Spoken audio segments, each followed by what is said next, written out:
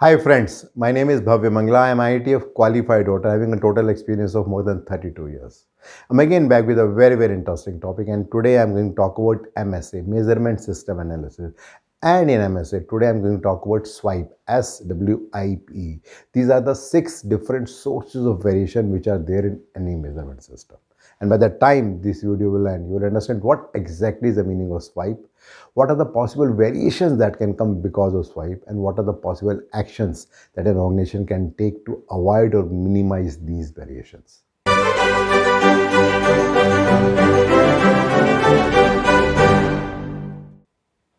Well, generally, when we talk in our routine life, say for example, we are checking blood pressure. So we got an instrument at home and very easily we just put the strap and then we press the button and we see how much is the blood pressure. But there are certain do's and don'ts on which arm we have to put the strap, how to put the strap, how should be our hand this way or this way, and there are certain other do's and don'ts. Unless and until we follow all those do's and don'ts, there is a high possibility that whatever output that is going to come on the meter, that may not be right, and we can take some wrong actions. Something similar happens in the measurement system also. When we talk in context of MSA, measurement system analysis, generally there are two key things why we do MSA. The first thing is that we need to make sure that our measurement system is able to detect the variation which is there in the process. And the second important thing is the measurement error should be very less in comparison to the process error. Now, how to know that why this error is coming, why this variation is coming? So there are 6 key parameters that we call it as SWIPE, SWIPPE. S stands for standard, W stands for workpiece, I stands for improve instrument, P stands for person, another P stands for procedure, and the last E stands for environment. So let's understand that what exactly is this SWIPE, what kind of variations are there, how does it impact, and what action we can take. So let's start with the first one, that is called standard.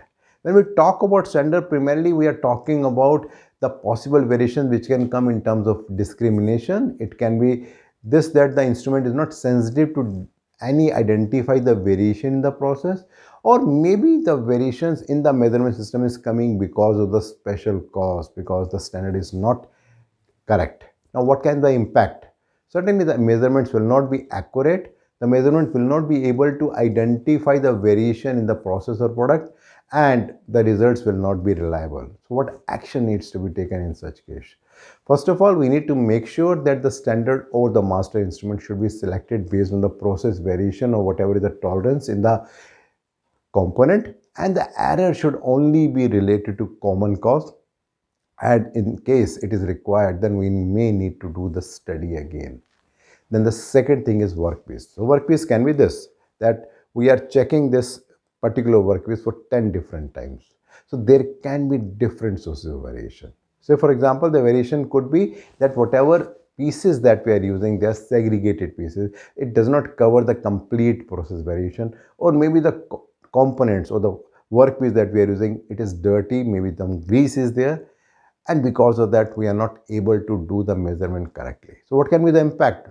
The NDC will be low. NDC is number of distinct categories. There is a requirement that NDC should be 5 or more. Then another thing could be the recorded values will vary. What possible actions we can take in such case? The first thing is the sample should cover the entire process variation or in the product. And then certainly the appraiser who is conducting this training, that person should be trained in identifying that how to pick up the samples, and the person should be properly trained with respect to that. The third is instrument. Now when we talk about instrument, it could be anything, micrometer, vernier, height gauge, or it could be any other instrument. But there can be different sources of variation. The first variation could be that instrument is not calibrated. Maybe the instrument is damaged, or maybe we're using the wrong instrument. Say for example, we're checking the thickness. It is specified in the control plan that we need to use micrometer, but actually since it is not there, we are using a vernier caliper at that time. So what can be the impact about it? The first is the measurement will show some error, the output will be erratic, and there is a possibility that it can result in type 1 or type 2 error, where the good will be considered as bad or bad will be considered as good. What are the possible actions? First of all, we need to make sure that The instrument should always be calibrated, which we are using for the MSA study. The instrument should be always kept in a proper box or in a safe place so that it does not get damaged. And it's also important that whatever instruments or the measuring instruments are defined in the control plan, we need to use them unless and until we have a proper deviation with respect to that. That brings next, that the fourth one, person. That is me, the person who is conducting that study. So what can be the possible variations? The first variation can be that how to use the measuring instrument, say like 1 year. Sometimes there is an attitude also. The person is not interested to do any measurement, but still that person is being forced to do that. So that can also create the variation.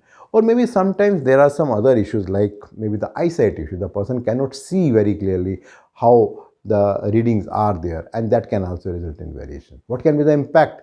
Certainly the variations will be in the recorded values, the measurement will be unpredictable, and then whatever results are there, we cannot trust that.